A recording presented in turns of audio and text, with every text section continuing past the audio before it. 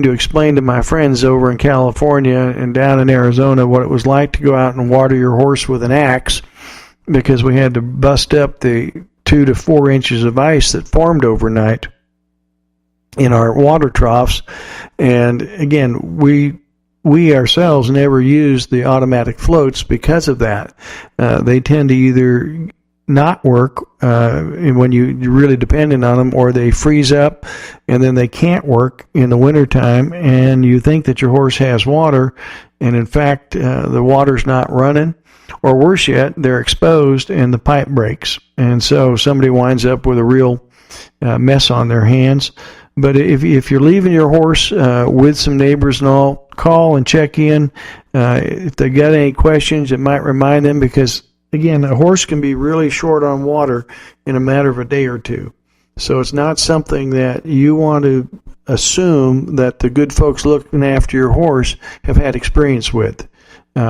It's always surprising to me how many folks that live out in the country never really owned the animals or had to take care of them over the winter months. And so while we're off having a holiday, we don't want our horse to wind up terribly thirsty and doing without, as for example. Also, just always nice to hear from folks and know that you care, and if they've got any questions, it's a chance to check up on things that they forgot to ask before you left on vacation. So if you're traveling and you got some folks kind enough to come over and look after the horses and all, do give them a call, check in on them. Again, it's one of the ways that we can help keep our season merry and come home to a healthy, happy, and horse that's ready to go to work for us here after the holidays. Looking to hear from some folks out there. If you've got any more ideas, we've got the challenge out tonight. What do you give the horseman that has everything? If any of you have that idea and want to contact us on either email or Twitter or on Facebook, please do that, or call us here at the station, 931-223-8888, and step up to the challenge this evening. Also, we have that horseman's halter for our first caller tonight. So if you're needing a quick stocking stuffer, what better way to get one than get it for free? Give us a call here at the station and be a part of the show, and we'll have that halter sent out to you first thing tomorrow morning. A little luck, it'll even be there before Christmas.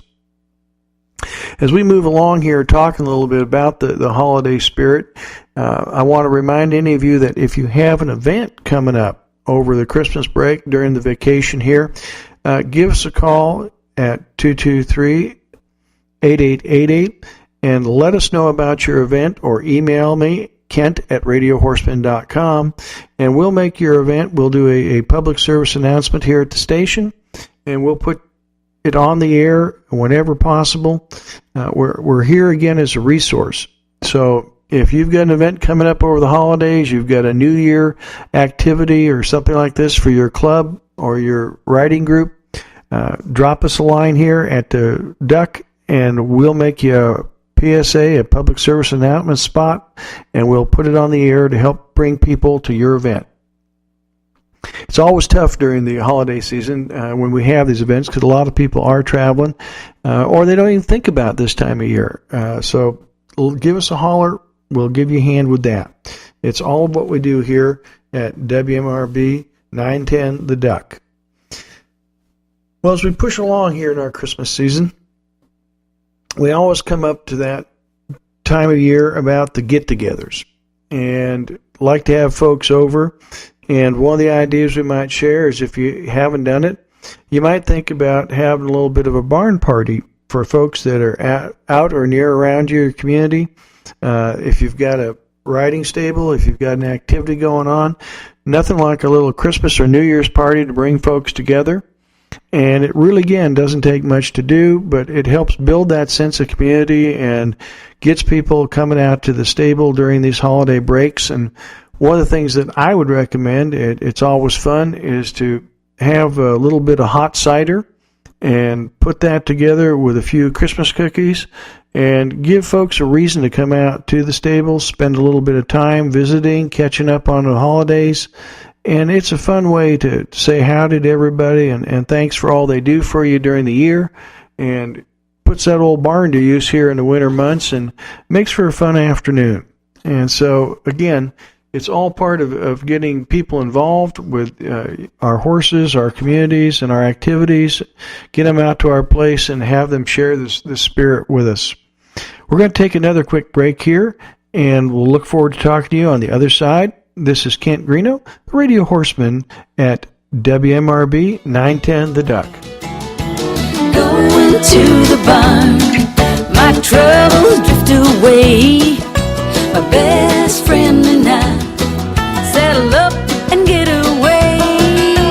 This is what makes a horse lover's heart bound.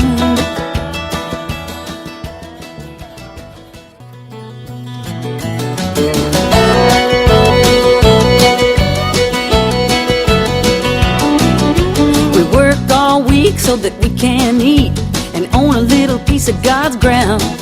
Pushing papers and pens, red tape never ends. The stress can turn a smile into a frown. I need some horsing around. And welcome back, the Radio Horseman, horse radio that matters to you and your horse.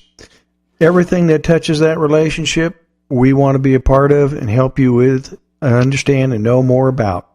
We had a little text come in here during the break. I have an interesting question.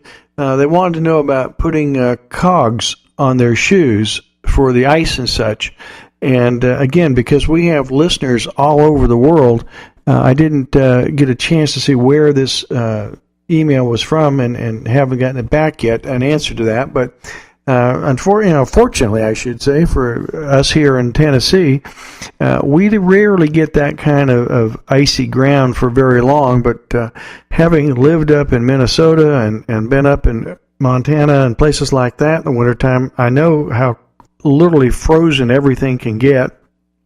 And so, share a little bit about that. But generally speaking, unless the ground is going to be frozen for weeks at a time, I really don't recommend it. It can actually work against you as much as it can help you. And if you're out in a lot of steep country, there's a lot of melting and refreezing. You get a lot of that like black ice type of thing, and you've got to be out there daily, then you may want to consider this. But the downside to it is literally twofold. One of which is if it's not freezing and things are thawing and such, you're going to wind up more likely than not packing a lot of that slushy ice into the hoof, and every raised edge is going to keep a thicker wad of it in there. And if you've ever seen a horse that's been out and, like I say, that semi-freezing kind of a thing, the next thing you know, if they've got a lot of edge on that cog, it helps hold in a big old ball of ice and snow and mud under there. And they look like they're standing on like softballs sometimes. It gets packed so bad. So if you do that, you're going to have to keep a sharp eye as you ride along that your horse doesn't get literally all iced up in there and get one of these big ice balls going in the sole of that foot there and being held in by those shoes and the higher edges on them. The other issue is that they actually can cause injury to a horse. In other words, if a horse is